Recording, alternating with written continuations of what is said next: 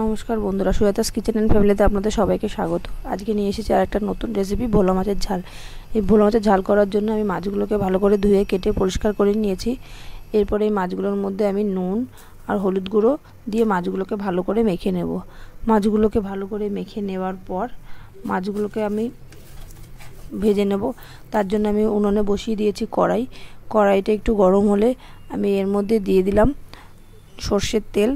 সর্ষের তেলটি গরম হলে তার মধ্যে আমি দিয়ে দেব হলুদ আর নুন মেখে রাখা ভোলা মাছগুলো। ভোলা মাছগুলো দেওয়ার পর এপিট ওপিট আমি লাল করে ভেজে নেব। লাল করে ভেজে নেওয়ার পর আমি মাছগুলোকে নিলাম। নামিয়ে নেওয়ার পর আমি কড়াইতে আর একটু সর্ষের তেল দিয়ে দেবো। তেল দিলে রান্নাটা আর একটু ভালো হবে, টেস্টও হবে। এরপর আমি এর মধ্যে দিয়ে দিলাম গোটা গরম মশলা, তারপর দিয়ে দিলাম কুচনো পেঁয়াজ। পেঁয়াজগুলোকে একটু ভেজে নেব লাল লাল করে। পেঁয়াজের কাঁচা গন্ধটা চলে গেলে তারপর আমি এর মধ্যে দিয়ে দিলাম আগের থেকে বেটে রাখা মশলাগুলো, যেটার মধ্যে আছে পেঁয়াজ বাটা, রসুন বাটা, জিরে বাটা আর টমেটো বাটা। এগুলোকে দিয়ে আমি ভালো করে কষিয়ে নেব। তার মধ্যে দিয়ে দেব হলুদ আর লাল লঙ্কার গুঁড়ো। তারপরে এর মধ্যে দিয়ে দেবো একটু জলটা দিয়ে ভালো করে কষিয়ে নেব। কষিয়ে নেওয়ার পর এর মধ্যে দিয়ে দেবো নুন স্বাদ মতো, আর দিয়ে দেবো একটু চিনি দিলে স্বাদের ব্যালেন্সটা আসে।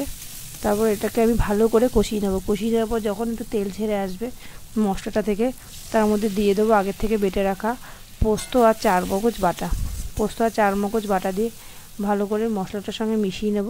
মিশিয়ে নেওয়ার পর এর মধ্যে দিয়ে দেবো চেরা কাঁচা লঙ্কা দেওয়ার পর এই মশলাটার মধ্যে আমি দিয়ে দেবো জল দেওয়ার পর জলটা যেই একটু ফুটে ওঠার পর তার মধ্যে আমি দিয়ে দেবো আগের থেকে ভেজে রাখা ভোলা মাছগুলো দিয়ে দেওয়ার পর ভোলা মাছগুলো একটু ঝোলটা একটু টানিয়ে নেওয়ার পর এর মধ্যে দিয়ে দেবো কুচনো ধনে পাতা দিলে একটা সুন্দর গন্ধ আসে আর টেস্টটাও ভালো হয়।